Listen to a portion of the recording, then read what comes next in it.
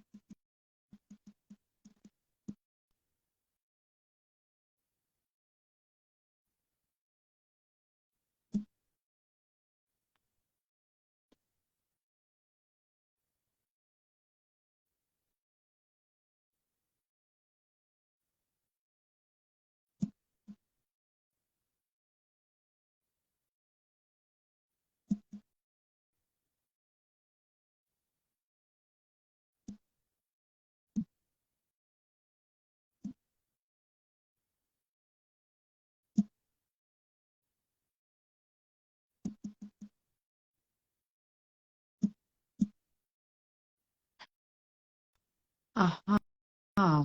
Still waiting for our guest. Okay, come back.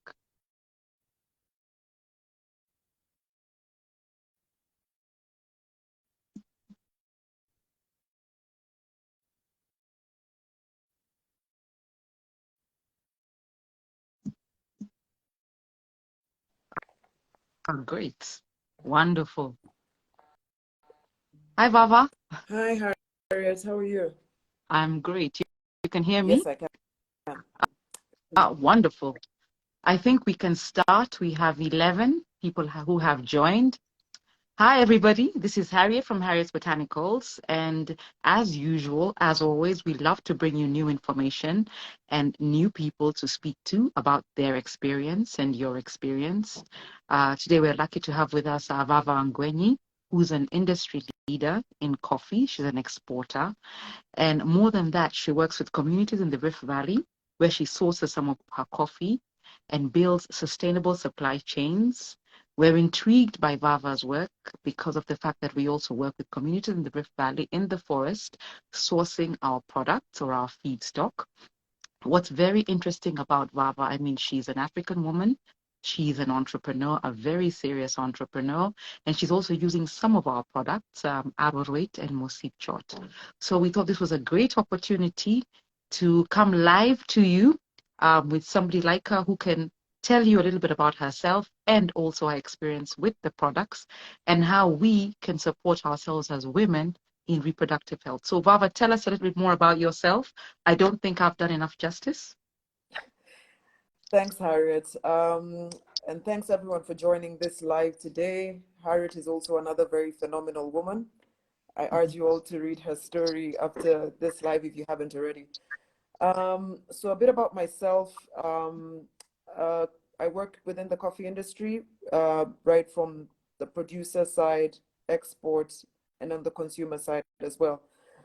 And I've been working in the coffee industry for about 15 years now. And one of my biggest passions is has been elevating smallholder farmers, in particular women and youth.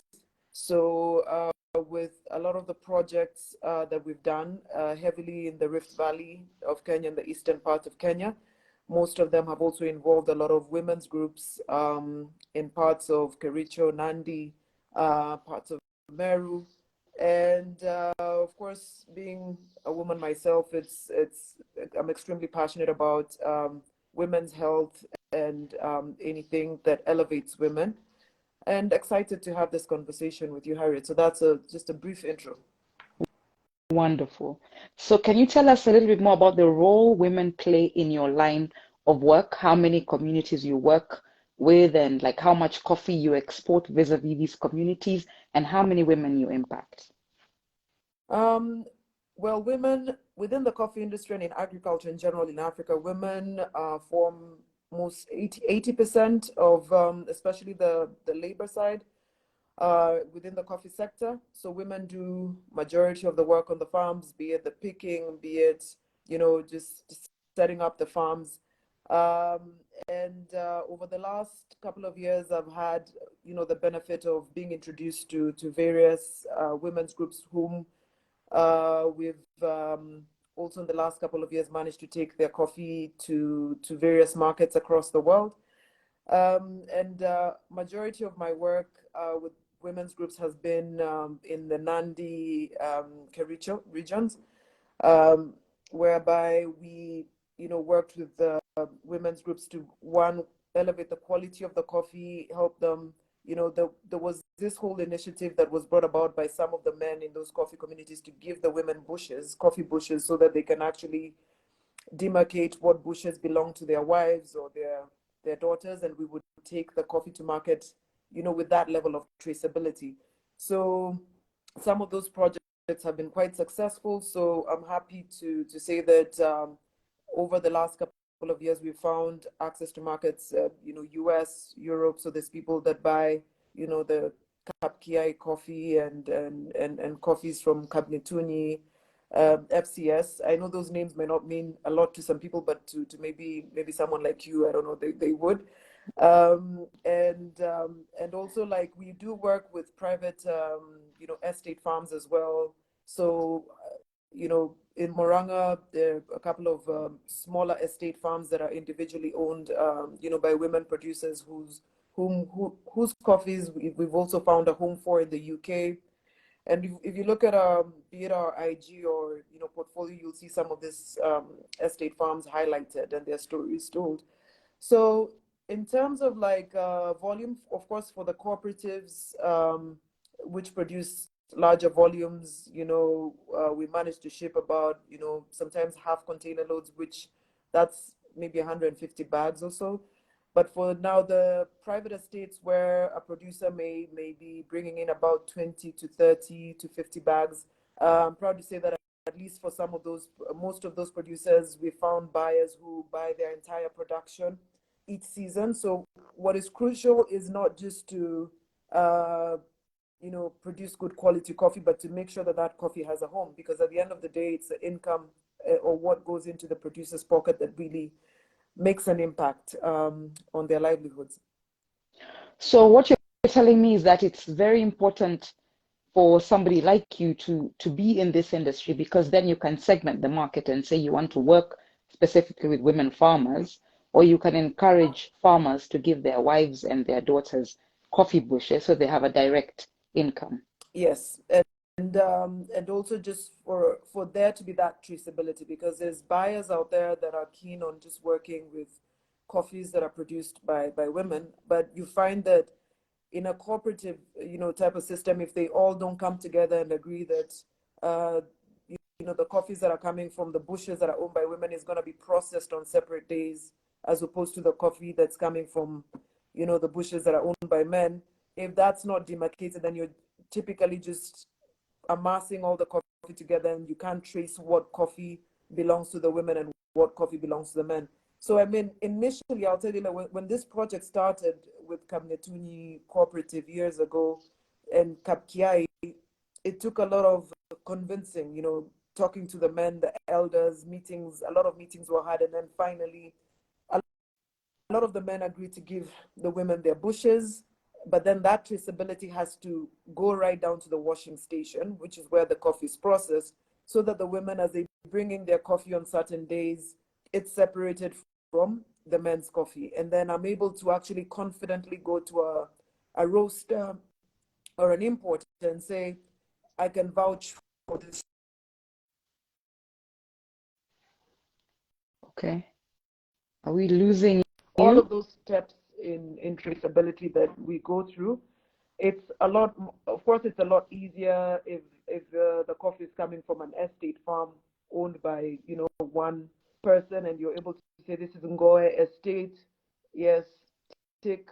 But from a cooperative standpoint, that's where all those, like, steps of tracing the coffee right down to the women's coffee and the men's coffee, all those intricacies come in. Yeah. So Okay. it is super So important for people like myself who are passionate about, marketing this coffee separately that way. But also it takes a lot of buy-in from community for them to actually allow for that to happen. I'm definitely intrigued about the community engagement you speak about, because that is exactly how we engage with the community on the ground when we're getting our own feedstock, either from the forest or people's farms. So a lot of the kind of work that is also done on the ground for us is done by the elderly and women and also young children and people who are somehow marginalized by the society because either they don't speak Kiswahili or English, or traditional medicine has always been treated as alternative. So it's interesting that you talk about getting buy-in from the local chief, getting buy-in from the elders, getting buy-in from the men, the heads of the family, so that women can actually have their own source of income. I'm interested in finding out what kind of traditional issues do women in this sector and on those farms face, and how do they deal with their reproductive health issues? I mean, there's a lot of things we don't talk about as a sector. I've seen some initiatives come up around, especially issues like cervical cancer and whatever. But, ever since, there's issues even, that we as women don't openly talk about, be it, um, uh, you know, endo, that word. Endometriosis, yeah. Yes, endometriosis. And Um, yes, and other difficulties that, women who may be trying to have children, or, during their periods, heavy bleeding, issues like that, which don't are not openly talked about. So, and then a lot of these women in this community have difficulties accessing good medical care. I think we've lost Vava for a minute. I think it's just the network.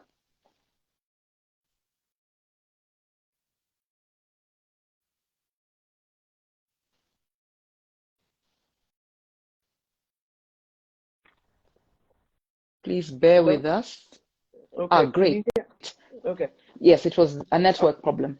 All right. I was saying there's a lot of issues that women go through that they don't talk about, and sometimes because they can't access good medical care and they don't understand what's happening with their bodies because nobody has talked to them about all of these different things that happen to women's bodies as you're growing from puberty to when we're aging. They don't have, access to good, medical facilities or the finances to actually go to hospitals. So they end up not seeking the right, medical attention. And some situations, I've seen certain situations get worse. Certain women also maybe even pass on because they just did not know what was happening to their bodies. So when I learned about your work and what you do and how you go about working in these communities, I felt that if some of these women saw someone who looks like them, someone who understands the natural remedies that are also quite readily available in their communities, but they only need to be packaged in a form that is, of course, suitable for them to actually consume and to understand, what sort of the formulation should be, then it's quite helpful for them, because you've seen all, some of the issues that women are presented with, even in the urban areas. Mm-hmm. And the solutions are, to be honest, the solutions are in nature most of the time, or they're right around us. But a lot of us, either we shy away from traditional, herbal medicine, or we just don't know about it, or nobody has talked to us about it.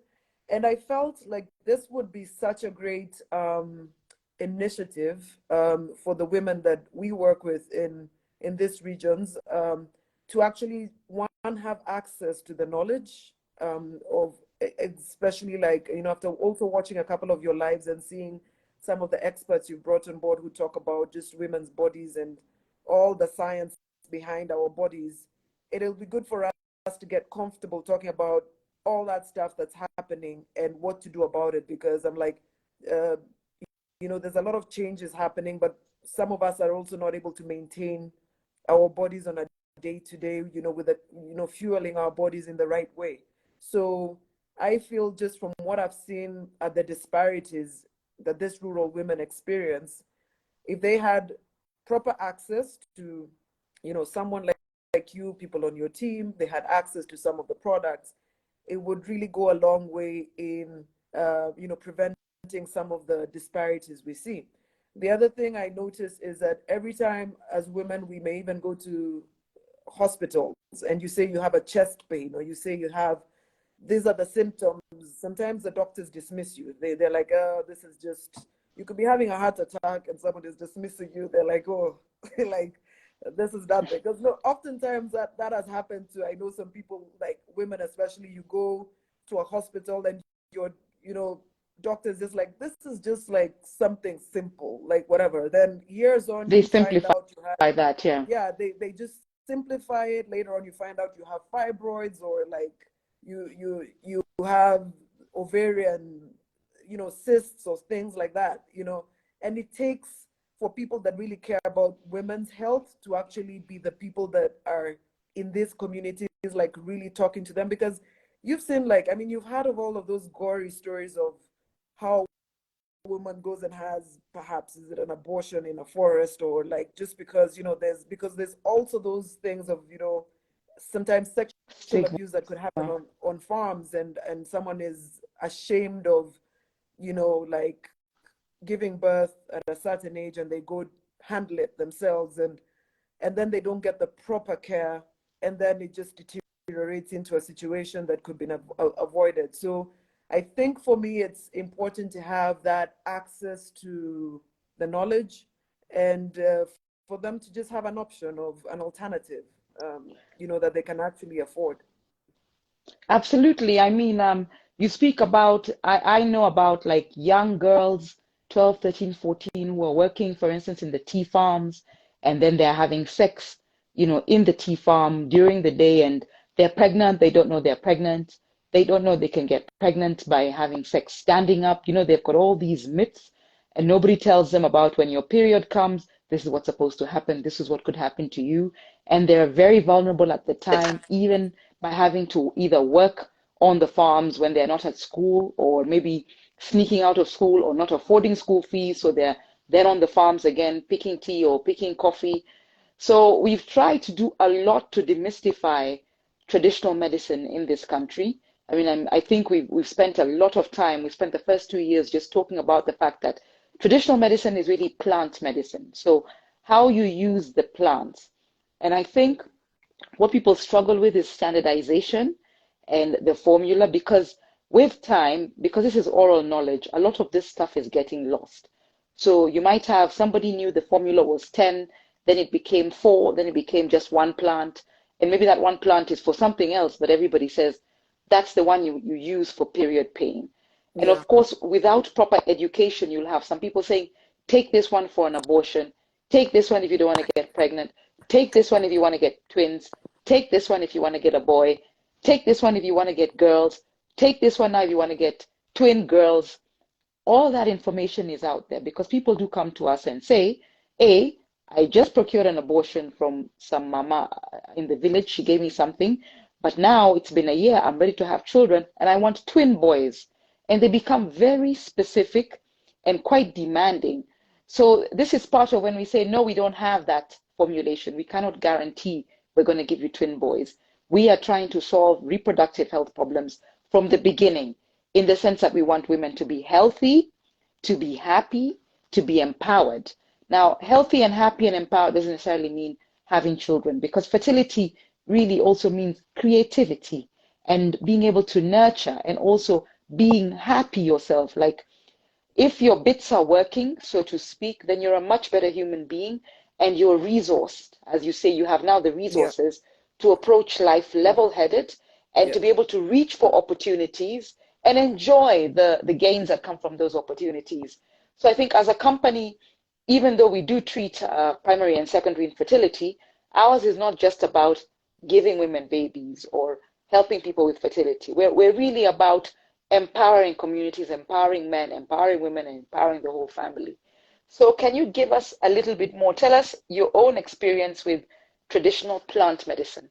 Yeah, and I'm glad that you've clarified that you're not just a company that's out there to because every time people read reproductive health, they think, oh, she's in the business Babies. of making people pregnant or helping people have babies, and that's not the case. Like, so my own person, I've always believed in traditional, you know, remedies for a lot of things that ail us, and it's always good to come across proper formulation and proper, because I'm like, growing up, in this part of the world where even my mother strongly believes, like we talk about the trees and what tea concoctions or things that you can make in the morning to like cleanse your system and things like that. So I've always been a strong believer in that. And then so the two products of course, the Arorwet, um it's the reason I decided to try it is just to see, one, of course, I'm growing older. but Not yet. but I'm Not like, quite.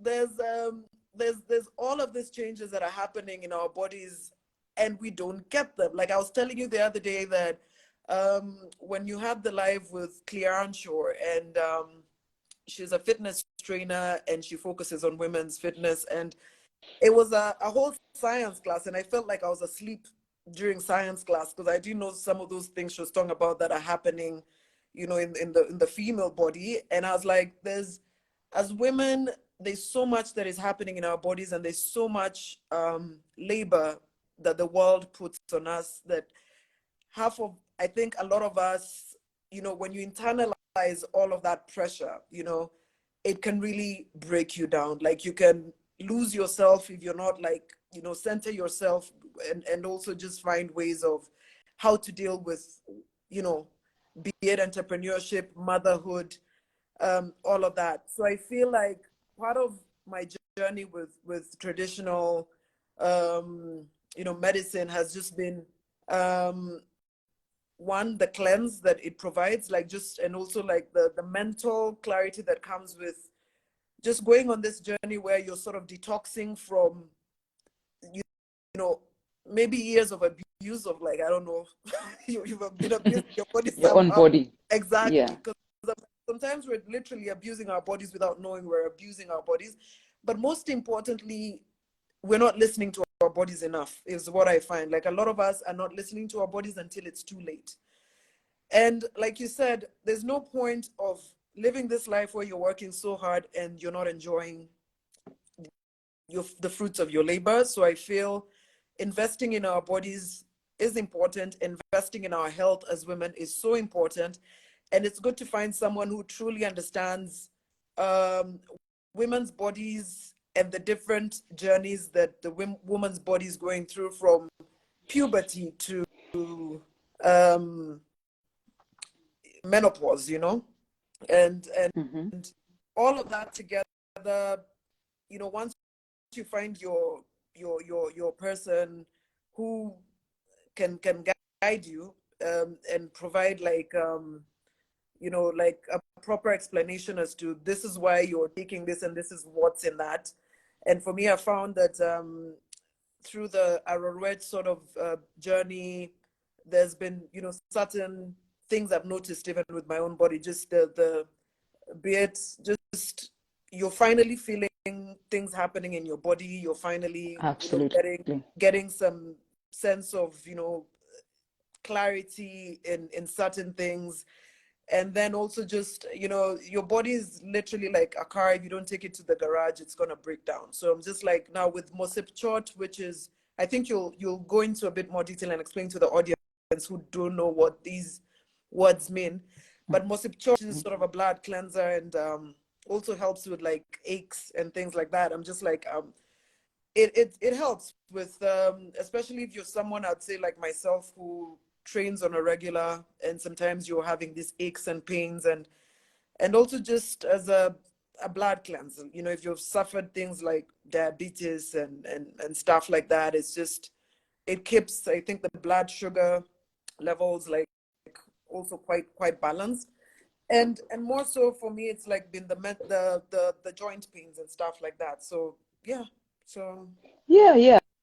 I mean, I'm glad you mentioned that. I mean, the fact that you started, even when we interacted and I gave you the product, really I was anticipating some of the feedback that you're giving me, but I wanted to hear it for myself from you, in that whole idea of beginning to feel yourself.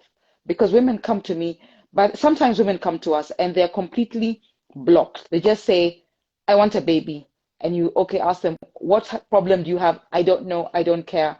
I just want a baby. My husband is putting me under pressure, or my mother-in-law. I want a baby. Then it's like I give them the product. I do say, try the product, knowing very well what effect it's going to have. Because first, it will perform a digestive detox, and this is the Arorwet that I'm talking about. And we maintain the traditional name so people remember to keep the trees and not to cut them down for firewood or use them as a fence. But knowing very well that these are thousands of years of resource that are being passed on to us and that we must pass on to another generation. So, you know, my expectation is that first women will experience the digestive detox. And then they'll also experience like sleep, because there's a hormonal reset taking place, increased sleep the first week. Then the product will make you thirsty, change your palate, and probably make you hungry or eliminate your appetite. So it does these things that automatically change your physiology. Then it will go into your uterus, into your womb, and start performing a cleanse, you know, taking out, you know, coagulants, old blood. I mean, some of the stuff that comes out, you know, I was telling somebody about the sometimes rubbery stuff is coming out, black stuff is coming. People can't believe it. When that stuff, when your womb is clean, your digestive tract is clean, then your mind suddenly, you know, it's like woof. You start getting now the energy because you take food or you drink water, and you can, because it's not going through all this muck, right? You can immediately feel things. You know, you can drink orange juice and it just tastes different. It feels different. You feel energized. You feel happy. Libido goes up as well, which is our natural form. You know, some people think that libido is something that's supposed to be experienced by other people, but every woman and man in their natural healthy form is supposed to have a healthy libido. And when your libido is healthy, it's like you love the world. You know, you're attracted to everything that you do. People are attracted to you. You love your work and you love your life. So we always say our products at Harris Botanicals are transformational. We aim to transform how you think, how you live, you know, what you eat, why you eat what you eat, and how you think about yourself. So now we also aim to bring you to a point where we will give you the resource or the tool, but you yourself will transform because you begin to have a better relationship with plants. You know, you're like, wow, I remember my grandmother gave me this. I remember my mom used to make this tea. Oh, today morning, I'm going to take some mint and put it in some hot water with some lemon and some ginger and just sip on it, but with a different awareness. So Mosipchot is a blood cleanser, as you've mentioned, and it purifies the blood. So it reduces blood sugar, reduces blood pressure, and also cleans the joints. So if you have arthritis, if you're like creaking and aching, like your wrists are hurting and your bones, and you can't go up the stairs, because I think it's important, you're only 50 or you're only 45, but you're having difficulty going up the stairs. You can't carry your own shopping. You can't open jars. Now you're like, hey, open this for me. Hey, suddenly it's like you need people all around you. You're losing your independence. You're losing your value. And maybe you're losing like that muscle tone. That's what Mosipchot is really there for. And that's why we say predominantly it's for an older generation. We want to make perimenopause as smooth as possible and menopause a fun time, because there is life beyond menopause. So we look at the person from teenage or puberty up until past menopause. That's what we're trying to do. And our products are really for the whole family. So, what I'd like you to tell us is, have you encountered any stigma associated with traditional medicine? Well, to be honest, like personally, right now I'm surrounded by like I mentioned, my own mother believes in traditional medicine. I mean, we do see doctors, but I've grown up in a farming family where plants and trees, and we're tree huggers, yeah, we can call us that. But so and I think the older you get, the more you respect, what our forefathers used to remedy themselves. And I'm not looking down on Western medicine, but for me, I'm just like, part of the diseases we have today are because of Westernization and all of this development. That's Lifestyle. why, like, the lifestyle diseases we're dying of right now in Kenya, like everyone's dying of cancer here today, tomorrow, just because of what we're eating. And we're Mm-hmm. not really being conscious about where your food is coming from and who's growing your food. So there are people, I mean, who um, dismiss, traditional medicine. I have friends who are just like, like there's ask me why I use say bee propolis in the morning. I'm just like, it's for my immune system or whatever. They're like, so the doctor told you whatever. So I have some friends who just dismiss that, but I would say, to each his own. Yeah. So there's people who do look down upon traditional medicine, but then I'm just like, have you tried to research the benefits, and do you realize that this is how our ancestors, tackled, things, and they lived, when your grandmother has lived to be 105 and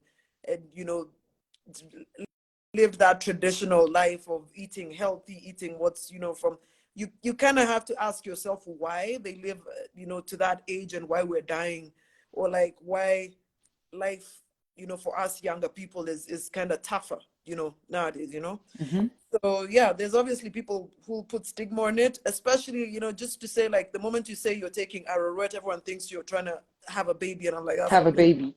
And I'm like, Yeah, yeah. it's not just for people who are trying to, have children. It's more something that just helps you regulate who you are as a woman, and like you're saying, that whole cleanse and cleaning your entire system. So yeah, but there's definitely people who stigmatize it, but I'm just like, they just need information. Okay. So, what would you change if you could change something about traditional remedies in Kenya? What would it be? And would you then recommend these same remedies to other women in the global north?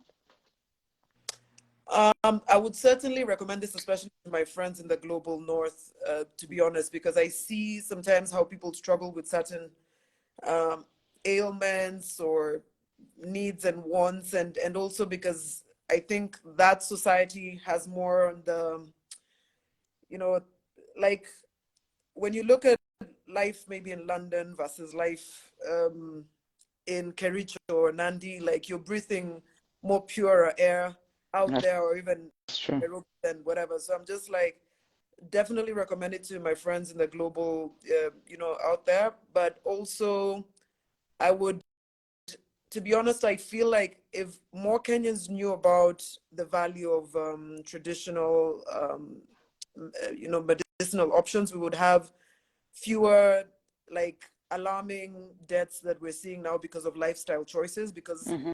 the more money you make in African society, the more you want to choose a more Western lifestyle, which may not be that great for you.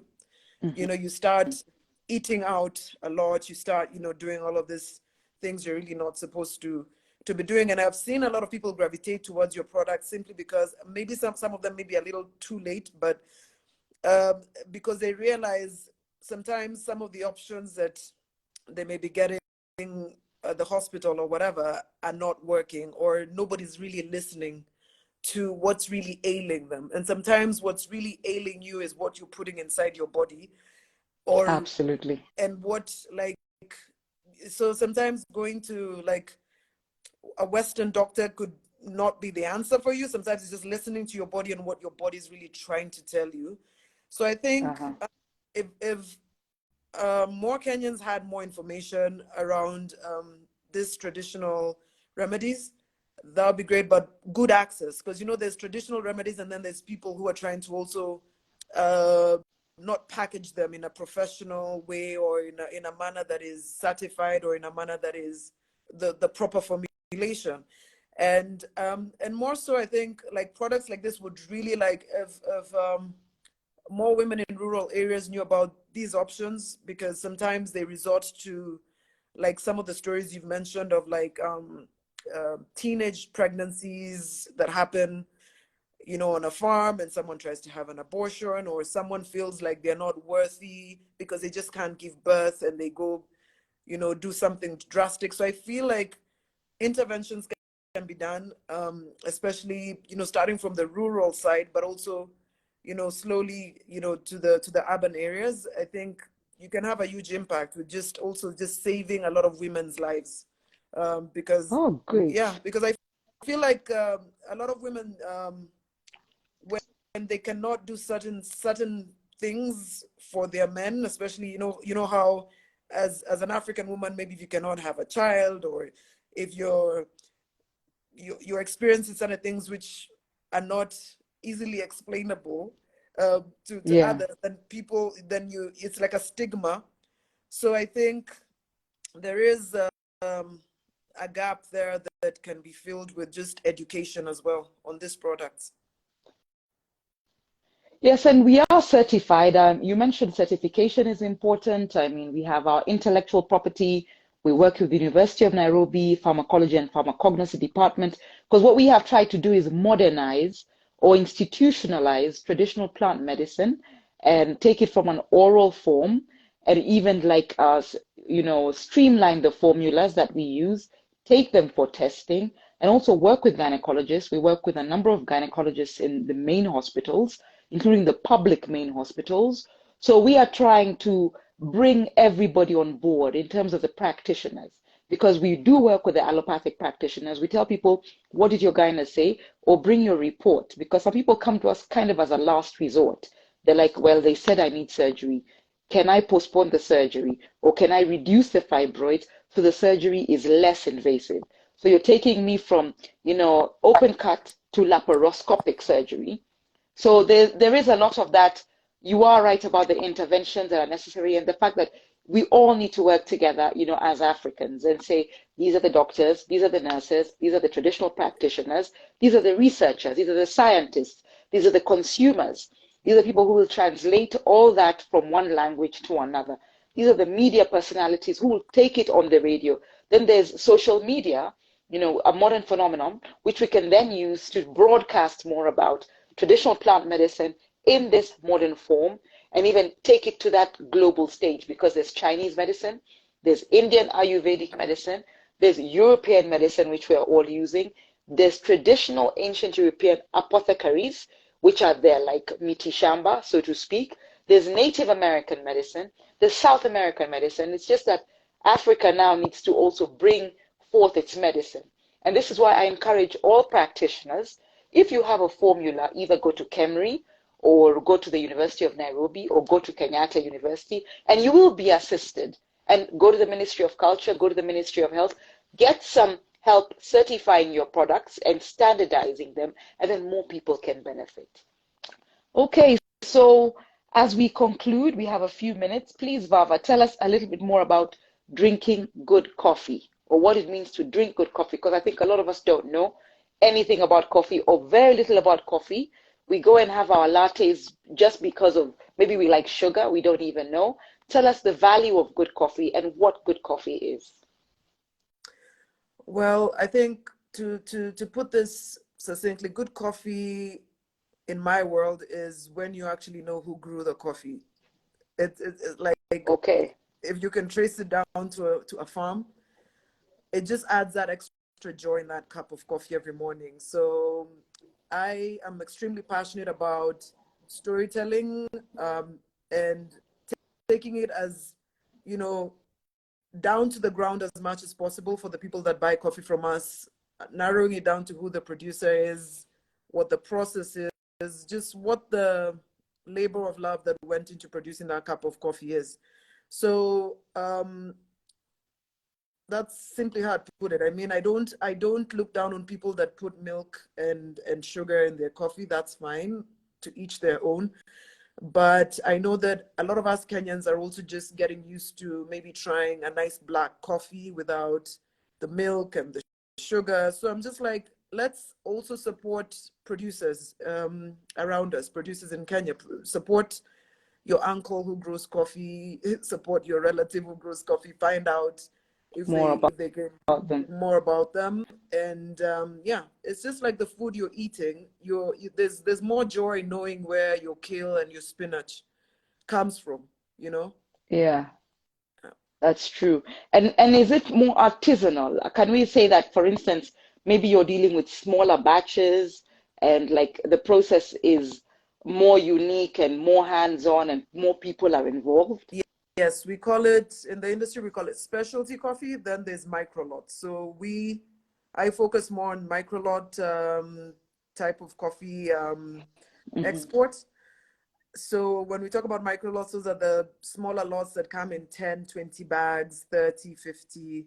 Yeah, and they come from like groups of, be it small producers here and there, and then you consolidate and put together like some good micro lots. Using the word artisanal is also a thing. We call it specialty grade coffee.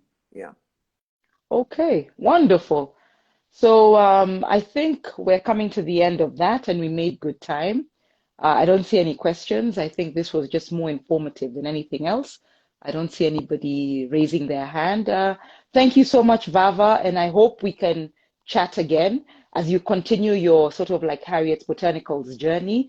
I'm very interested in finding out more about how you're going in 3 months with Arorwet or a little bit more Mosipchot and that sort of thing. I think somebody had a comment. Yes. So they say agree. Sorry about that.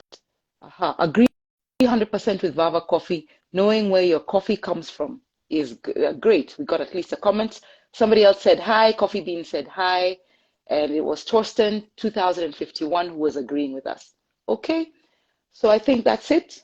Thank you so much. Thanks, Excellent. Harriet, and see you soon. Okay. Bye bye. Bye.